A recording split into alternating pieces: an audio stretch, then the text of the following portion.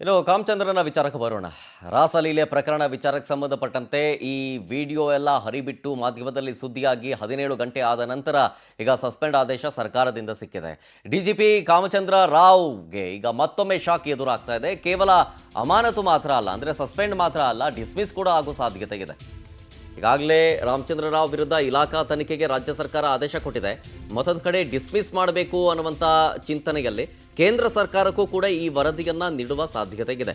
IPS ಆಗಿರೋ ಕಾರಣದಿಂದಾಗಿ ಅದನ್ನು ರಾಜ್ಯ ಸರ್ಕಾರ ನಿರ್ಧಾರ ತೆಗೆದುಕೊಳ್ಳೋದಕ್ಕೆ ಬರಲ್ಲ. ಈ ಡಿಸ್ಮಿಸ್ ಅಧಿಕಾರವನ್ನು ಕೇಂದ್ರ ಸರ್ಕಾರದ ವ್ಯಾಪ್ತಿಗೆ ಬರುತ್ತದು.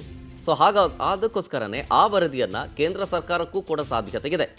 DGP ರಾಸಲೀಲೆಗಿಂತ ತೀವ್ರ ಮುಜುಗರಕ್ಕೆ ರಾಜ್ಯ ಸರ್ಕಾರ ಈಡಾಗಿದೆ. ಸರ್ಕಾರಿ ಕಚೇರಿಯಲ್ಲಿ ಸಮವಸ್ತ್ರದಲ್ಲೇ ರಾಸಲೀಲೆ ನಡೆಸಿರೋ ವಿಡಿಯೋ ಸಿಕ್ಕಾಪಟ್ಟೆ ವೈರಲ್ ಆಗಿದೆ. ಇಡೀ ರಾಜ್ಯದ ಜನತೆ ಮಾತ್ರ ಅಲ್ಲ, ಇಡೀ ರಾಷ್ಟ್ರದ ಜನತೆ ನೋಡಾಗಿದೆ. ಸೊ ಹಾಗಾಗಿ ಇದು ನಮಗೆ ಕಪ್ಪು ಚುಕ್ಕೆ, ಇಡೀ ಪೊಲೀಸ್ ಇಲಾಖೆ ತಲೆ ತಗ್ಗಿಸುವಂಥ ಕೆಲಸ ಆಗಿದೆ. ಹಾಗಾಗಿ ಅವರನ್ನು ಸಸ್ಪೆಂಡ್ ಮಾಡಿದ್ದೀವಿ. ಈಗ ಡಿಸ್ಮಿಸ್ ಮಾಡಬೇಕು ಅಂತಂದರೆ ಅದು ಕೇಂದ್ರಾಡಳಿತಕ್ಕೆ ಕೇಂದ್ರ ಸರ್ಕಾರದ ವ್ಯಾಪ್ತಿಗೆ ಬರೋದರಿಂದಾಗಿ ಕೇಂದ್ರ ಸರ್ಕಾರಕ್ಕೂ ವರದಿಯನ್ನು ನೀಡೋ ಸಾಧ್ಯತೆ ಇದೆ.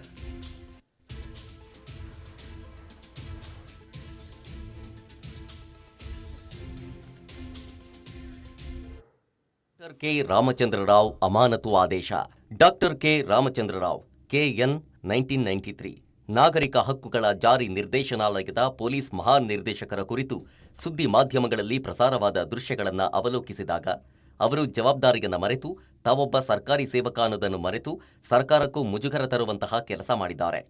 ಈ ಮೇಲ್ಕಂಡಂತೆ ಸರ್ಕಾರವು ಪರಿಶೀಲಿಸಿದಾಗ 1968ರ ಆಲ್ ಇಂಡಿಯಾ ಸರ್ವಿಸ್ ಕೋಡ್ನ ರೂಲ್ ನಂಬರ್ 3ರ ಸ್ಪಷ್ಟ ಉಲ್ಲಂಘನೆ ಕಂಡುಬಂದಿದೆ.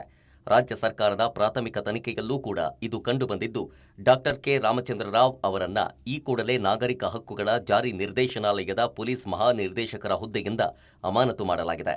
ಪ್ರಕರಣದ ತನಿಖೆ ಮುಗಿಯುವವರೆಗೂ ಇವರ ಅಮಾನತು ಮುಂದುವರಿಯಲಿದೆ. ತನಿಖೆ ಮುಗಿಯುವವರೆಗೂ ಈ ಅಧಿಕಾರಿಗೂ ರಾಜ್ಯ ಸರ್ಕಾರದ ಅನುಮತಿ ಇಲ್ಲದೆ ಹೆಡ್ ಕ್ವಾರ್ಟರ್ಸ್ ವ್ಯಾಪ್ತಿಯನ್ನ ಬಿಟ್ಟು ಹೋಗುವಂತಿಲ್ಲ. ಡಾಕ್ಟರ್ ಕೆ ರಾಮಚಂದ್ರ ರಾವ್ ಅಮಾನತು ಆದೇಶ.